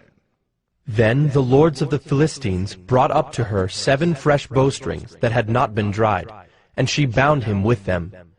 Now she had men lying in ambush in an inner chamber, and she said to him, The Philistines are upon you, Samson. But he snapped the bowstrings, as a thread of flax snaps when it touches the fire. So the secret of his strength was not known. Then Delilah said to Samson, Behold, you have mocked me and told me lies. Please, tell me how you might be bound. And he said to her, If they bind me with new ropes that have not been used, then I shall become weak and be like any other man. So Delilah took new ropes and bound him with them, and said to him, The Philistines are upon you, Samson. And the men lying in ambush were in an inner chamber. But he snapped the ropes off his arms like a thread. Then Delilah said to Samson, Until now you have mocked me and told me lies. Tell me how you might be bound. And he said to her, If you weave the 7 locks of my head with the web, and fasten it tight with the pin, then I shall become weak, and be like any other man. So while he slept, Delilah took the 7 locks of his head, and wove them into the web. And she made them tight with the pin, and said to him, The Philistines are upon you, Samson. But he awoke from his sleep, and pulled away the pin, the loom, and the web. And she said to him, How can you say I love you when your heart is not with me? You have mocked me these 3 times, and you have not told me where your great strength lies. And when she pressed him hard with her words, day after day, and urged him, his soul was vexed to death. And he told her all his heart, and said to her, A razor has never come upon my head, for I have been a Nazirite to God from my mother's womb. If my head is shaved, then my strength will leave me, and I shall become weak and be like any other man. When Delilah saw that he had told her all his heart, she sent and called the lords of the Philistines, saying, Come up again, for he has told me all his heart. Then the lords of the Philistines came up to her and brought the money in their hands. She made him sleep on her knees, and she called a man and had him shave off the 7 locks of his head. Then she began to torment him, and his strength left him. And she said, The Philistines are upon you, Samson. And he awoke from his sleep and said, I will go out as at other times and shake myself free. But he did not know that the Lord had left him. And the Philistines seized him and gouged out his eyes, and brought him down to Gaza, and bound him with bronze shackles. And he ground at the mill in the prison. But the hair of his head began to grow again, after it had been shaved. Now the lords of the Philistines gathered to offer a great sacrifice to Dagon their god, and to rejoice. And they said, Our God has given Samson, our enemy, into our hands. And when the people saw him, they praised their God, for they said, Our God has given our enemy into our hand, the ravager of our country who has killed many of us. And when their hearts were merry, they said, Call Samson, that he may entertain us. So they called Samson out of the prison, and he entertained them. They made him stand between the pillars. And Samson said to the young man who held him by the hand, Let me feel the pillars on which the house rests, that I may lean against them. Now the house was full of men and women. All the lords of the Philistines were there, and on the roof there were about 3,000 men and women, who looked on while Samson entertained. Then Samson called to the Lord and said, O Lord God, please remember me, and please strengthen me only this once. O God, that I may be avenged on the Philistines for my 2 eyes. And Samson grasped the 2 middle pillars on which the house rested, and he leaned his weight against them, his right hand on the one and his left hand on the other. And Samson said, Let me die with the Philistines.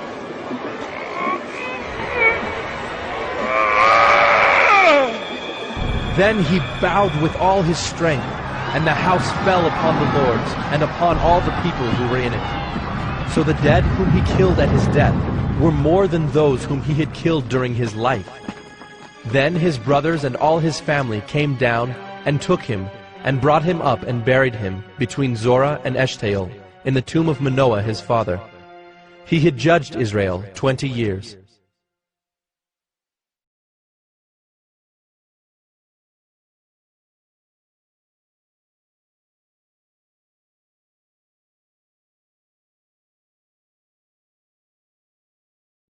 Judges 17.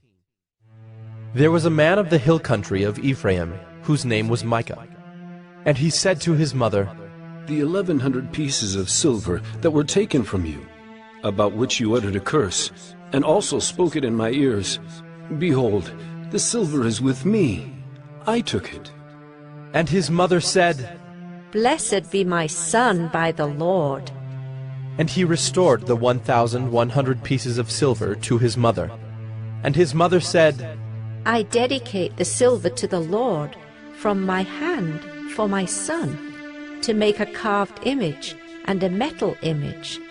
Now therefore I will restore it to you.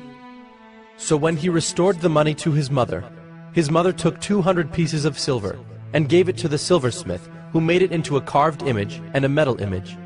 And it was in the house of Micah. And the man Micah had a shrine, and he made an ephod and household gods, and ordained one of his sons, who became his priest. In those days there was no king in Israel. Everyone did what was right in his own eyes. Now there was a young man of Bethlehem in Judah, of the family of Judah, who was a Levite, and he sojourned there. And the man departed from the town of Bethlehem in Judah to sojourn where he could find a place. And as he journeyed, he came to the hill country of Ephraim, to the house of Micah. And Micah said to him, Where do you come from? And he said to him, I am a Levite of Bethlehem in Judah, and I'm going to sojourn where I may find a place. And Micah said to him, Stay with me, and be to me a father and a priest, and I will give you 10 pieces of silver a year, and a suit of clothes, and your living. And the Levite went in, and the Levite was content to dwell with the man, and the young man became to him like one of his sons. And Micah ordained the Levite, and the young man became his priest, and was in the house of Micah. Then Micah said, Now I know that the Lord will prosper me, because I have a Levite as priest.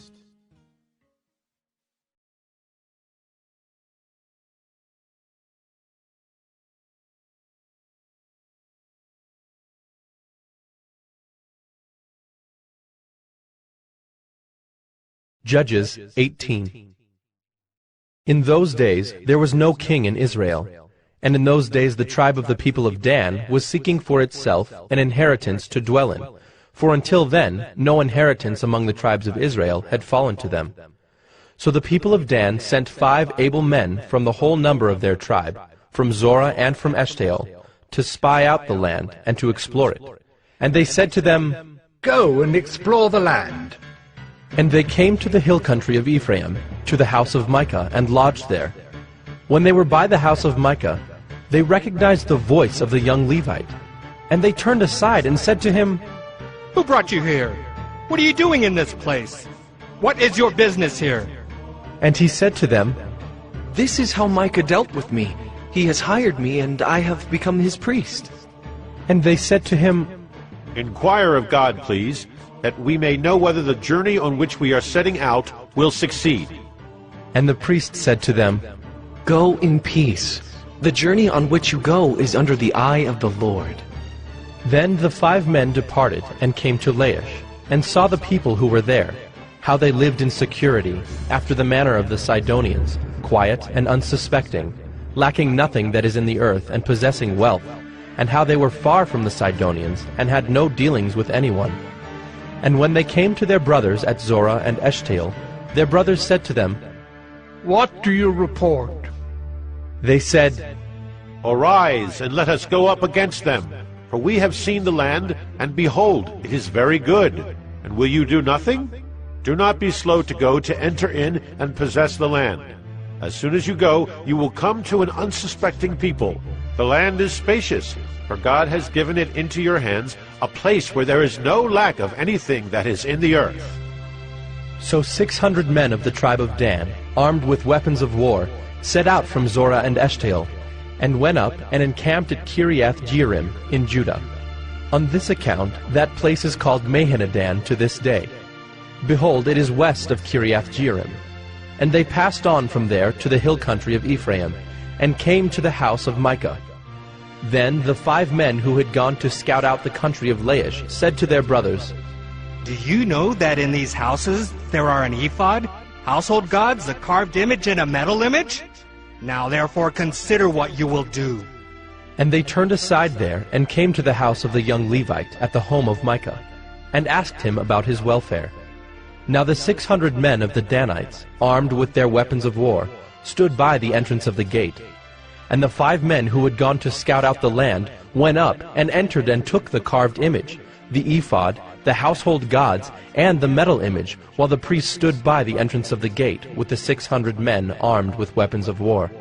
And when these went into Micah's house and took the carved image, the ephod, the household gods, and the metal image, the priest said to them, What are you doing? And they said to him, Keep quiet.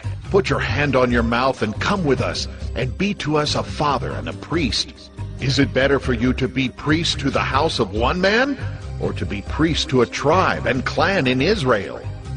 And the priest's heart was glad. He took the ephod and the household gods and the carved image, and went along with the people. So they turned and departed, putting the little ones and the livestock and the goods in front of them.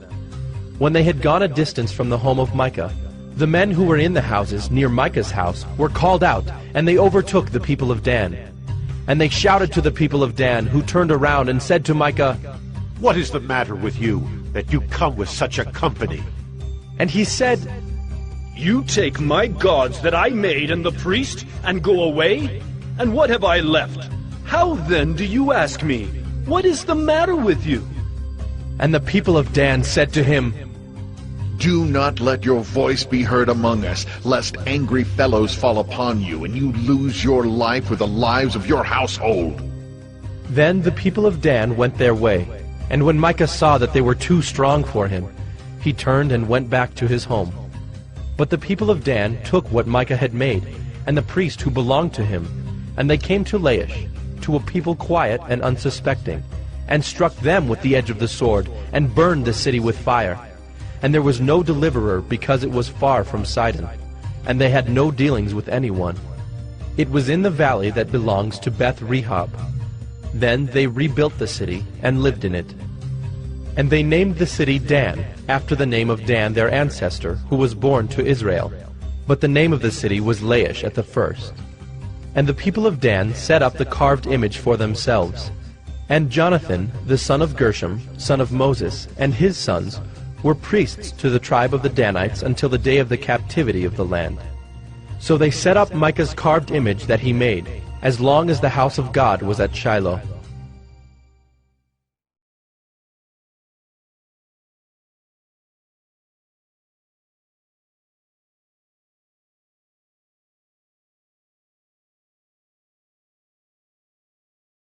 Judges 19. In those days, when there was no king in Israel, a certain Levite was sojourning in the remote parts of the hill country of Ephraim, who took to himself a concubine from Bethlehem in Judah. And his concubine was unfaithful to him, and she went away from him to her father's house at Bethlehem in Judah, and was there some 4 months. Then her husband arose and went after her, to speak kindly to her and bring her back. He had with him his servant and a couple of donkeys, and she brought him into her father's house. And when the girl's father saw him, he came with joy to meet him. And his father-in-law, the girl's father, made him stay, and he remained with him 3 days. So they ate and drank and spent the night there. And on the 4th day they arose early in the morning, and he prepared to go. But the girl's father said to his son-in-law, "Strengthen your heart with a morsel of bread, and after that you may go." So the two of them sat and ate and drank together. And the girl's father said to the man, "Be pleased to spend the night, and let your heart be merry." And when the man rose up to go, his father-in-law pressed him till he spent the night there again. And on the 5th day he arose early in the morning to depart. And the girl's father said, "Strengthen your heart, and wait until the day declines." So they ate, both of them. And when the man and his concubine and his servant rose up to depart, his father-in-law, the girl's father, said to him, "Behold, now the day has waned toward evening. Please, spend the night. Behold, the day draws to its close. Lodge here, and let your heart be merry. And tomorrow you shall arise early in the morning for your journey, and go home." But the man would not spend the night. He rose up and departed, and arrived opposite Jebus, that is, Jerusalem. He had with him a couple of saddled donkeys, and his concubine was with him. When they were near Jebus, the day was nearly over, and the servant said to his master, "Come now, let us turn aside to this city of the Jebusites, and spend the night in it." And his master said to him, "We will not turn aside into the city of foreigners who do not belong to the people of Israel, but we will pass on to Gibeah." And he said to his young man, "Come, and let us draw near to one of these places, and spend the night at Gibeah, or at Ramah." So they passed on, and went their way. And the sun went down on them near Gibeah, which belongs to Benjamin. And they turned aside there to go in, and spend the night at Gibeah. And he went in, and sat down in the open square of the city, for no one took them into his house to spend the night. And behold, an old man was coming from his work in the field at evening.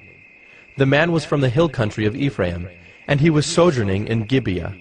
The men of the place were Benjaminites. And he lifted up his eyes, and saw the traveler in the open square of the city. And the old man said, Where are you going, and where do you come from? And he said to him, We are passing from Bethlehem in Judah to the remote parts of the hill country of Ephraim, from which I come. I went to Bethlehem in Judah, and I am going to the house of the Lord, but no one has taken me into his house. We have straw and feed for our donkeys, with bread and wine for me and your female servant and the young man with your servants. There is no lack of anything. And the old man said, Peace be to you. I will care for all your wants, only do not spend the night in the square. So he brought him into his house, and gave the donkeys feed. And they washed their feet, and ate and drank.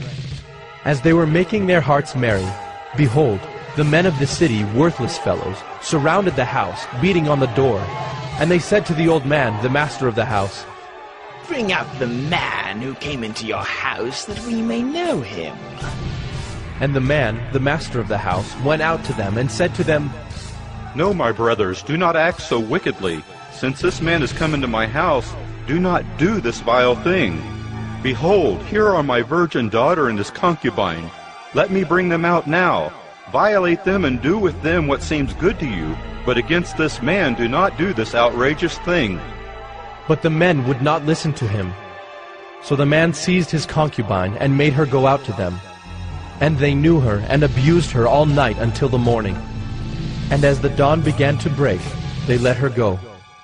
And as morning appeared, the woman came and fell down at the door of the man's house where her master was, until it was light. And her master rose up in the morning, and when he opened the doors of the house, and went out to go on his way, behold, there was his concubine lying at the door of the house, with her hands on the threshold. He said to her, Get up, let us be going. But there was no answer. Then he put her on the donkey, and the man rose up and went away to his home. And when he entered his house, he took a knife, and taking hold of his concubine, he divided her limb by limb into 12 pieces, and sent her throughout all the territory of Israel.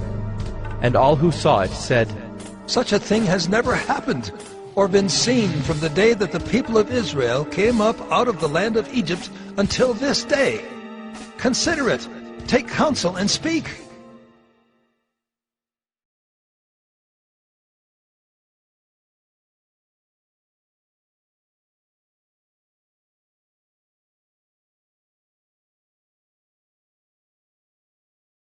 Judges 20.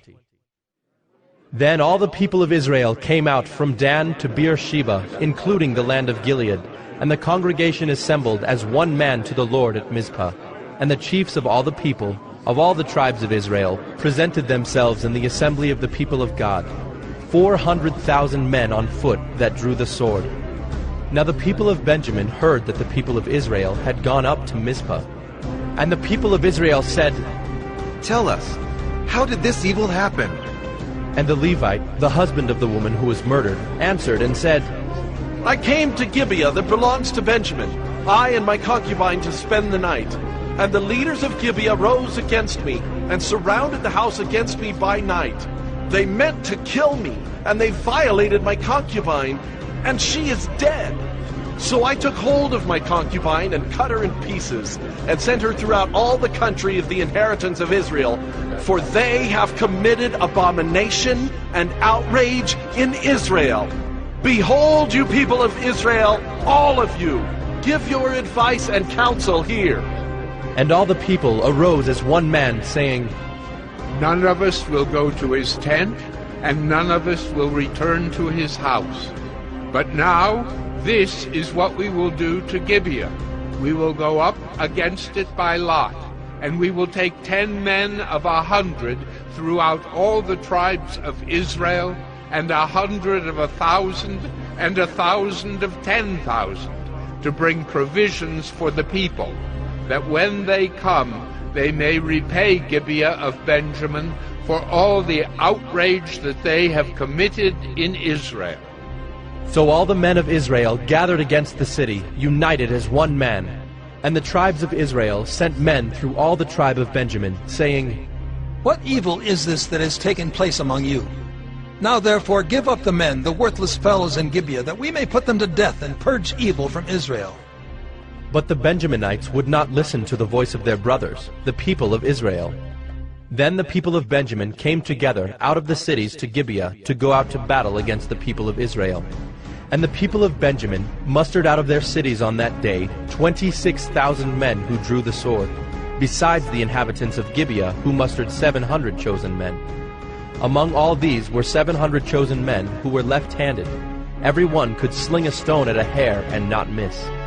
And the men of Israel, apart from Benjamin, mustered 400,000 men who drew the sword. All these were men of war. The people of Israel arose and went up to Bethel and inquired of God, "Who shall go up first for us to fight against the people of Benjamin?" And the Lord said, "Judah shall go up first." Then the people of Israel rose in the morning and encamped against Gibeah. And the men of Israel went out to fight against Benjamin, and the men of Israel drew up the battle line against them at Gibeah. The people of Benjamin came out of Gibeah and destroyed on that day 22,000 men of the Israelites. But the people, the men of Israel, took courage, and again formed the battle line in the same place where they had formed it on the first day. And the people of Israel went up and wept before the Lord until the evening. And they inquired of the Lord, "Shall we again draw near to fight against our brothers, the people of Benjamin?" And the Lord said, "Go up against them." So the people of Israel came near against the people of Benjamin the second day. And Benjamin went against them out of Gibeah the second day, and destroyed 18,000 men of the people of Israel. All these were men who drew the sword. Then all the people of Israel, the whole army, went up and came to Bethel and wept. They sat there before the Lord and fasted that day until evening, and offered burnt offerings and peace offerings before the Lord. And the people of Israel inquired of the Lord, for the ark of the covenant of God was there in those days. And Phinehas, the son of Eleazar, son of Aaron, ministered before it in those days, saying, "Shall we go out once more to battle against our brothers, the people of Benjamin, or shall we cease?" And the Lord said, "Go up, for tomorrow I will give them into your hand." So Israel sent men in ambush around Gibeah. And the people of Israel went up against the people of Benjamin on the third day, and set themselves in array against Gibeah, as at other times. And the people of Benjamin went out against the people, and were drawn away from the city. And as at other times, they began to strike and kill some of the people in the highways, one of which goes up to Bethel, and the other to Gibeah. And in the open country, about 30 men of Israel. And the people of Benjamin said, "They are routed before us, as at the first." But the people of Israel said, "Let us flee and draw them away from the city to the highways." And all the men of Israel rose up out of their place and set themselves in array at Baal Tamar. And the men of Israel who were in ambush rushed out of their place from Mearagibah. And there came against Gibeah 10,000 chosen men out of all Israel. And the battle was hard, but the Benjaminites did not know that disaster was close upon them. And the Lord defeated Benjamin before Israel. And the people of Israel destroyed 25,100 men of Benjamin that day. All these were men who drew the sword. So the people of Benjamin saw that they were defeated.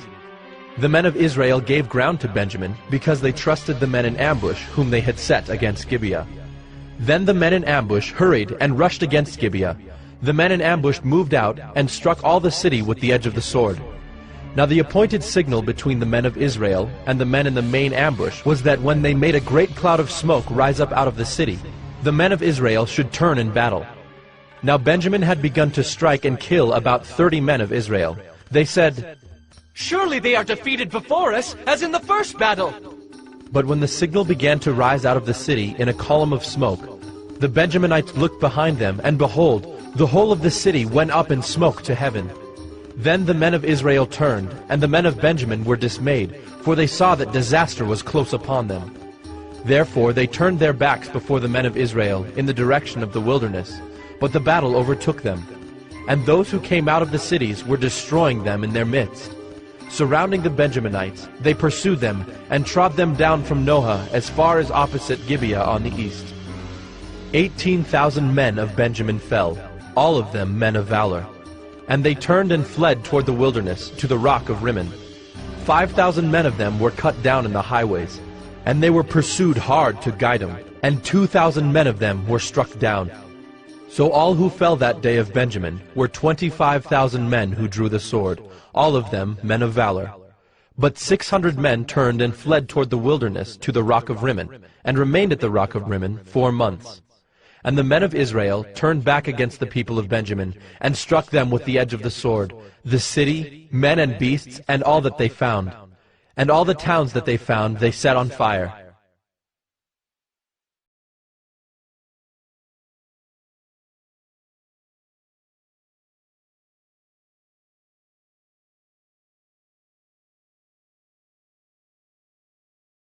Judges 21.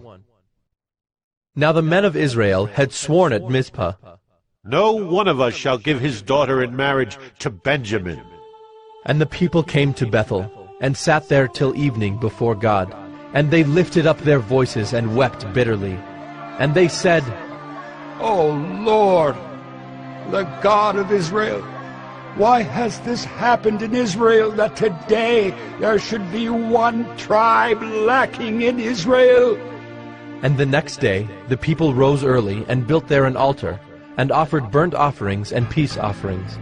And the people of Israel said, Which of all the tribes of Israel did not come up in the assembly to the Lord? For they had taken a great oath concerning him who did not come up to the Lord to Mizpah, saying, He shall surely be put to death. And the people of Israel had compassion for Benjamin their brother, and said, One tribe is cut off from Israel this day. What shall we do for wives for those who are left? Since we have sworn by the Lord that we will not give them any of our daughters for wives. And they said, What one is there of the tribes of Israel that did not come up to the Lord to Mizpah? And behold, no one had come to the camp from Jabesh-Gilead to the assembly. For when the people were mustered, behold, not one of the inhabitants of Jabesh-Gilead was there. So the congregation sent 12,000 of their bravest men there, and commanded them, Go and strike the inhabitants of Jabesh-Gilead with the edge of the sword, also the women and the little ones. This is what you shall do. Every male and every woman that has lain with a male you shall devote to destruction. And they found among the inhabitants of Jabesh-Gilead 400 young virgins, who had not known a man by lying with him. And they brought them to the camp at Shiloh, which is in the land of Canaan. Then the whole congregation sent word to the people of Benjamin who were at the rock of Rimmon, and proclaimed peace to them. And Benjamin returned at that time. And they gave them the women whom they had saved alive of the women of Jabesh-Gilead. But they were not enough for them. And the people had compassion on Benjamin, because the Lord had made a breach in the tribes of Israel. Then the elders of the congregation said, What shall we do for wives for those who are left, since the women are destroyed out of Benjamin? And they said, There must be an inheritance for the survivors of Benjamin, that a tribe not be blotted out from Israel. Yet we cannot give them wives from our daughters. For the people of Israel had sworn, Cursed be he who gives a wife to Benjamin. So they said, Behold, there is the yearly feast of the Lord at Shiloh, which is north of Bethel, on the east of the highway that goes up from Bethel to Shechem, and south of Labonah. And they commanded the people of Benjamin, saying, Go and lie in ambush in the vineyards, and watch. If the daughters of Shiloh come out to dance in the dances, then come out of the vineyards, and snatch each man his wife from the daughters of Shiloh, and go to the land of Benjamin. And when their fathers or their brothers come to complain to us, we will say to them, Grant them graciously to us, because we did not take for each man of them his wife in battle. Neither did you give them to them, else you would now be guilty. And the people of Benjamin did so, and took their wives, according to their number, from the dancers whom they carried off. Then they went and returned to their inheritance, and rebuilt the towns and lived in them. And the people of Israel departed from there at that time, every man to his tribe and family, and they went out from there every man to his inheritance. In those days there was no king in Israel. Everyone did what was right in his own eyes.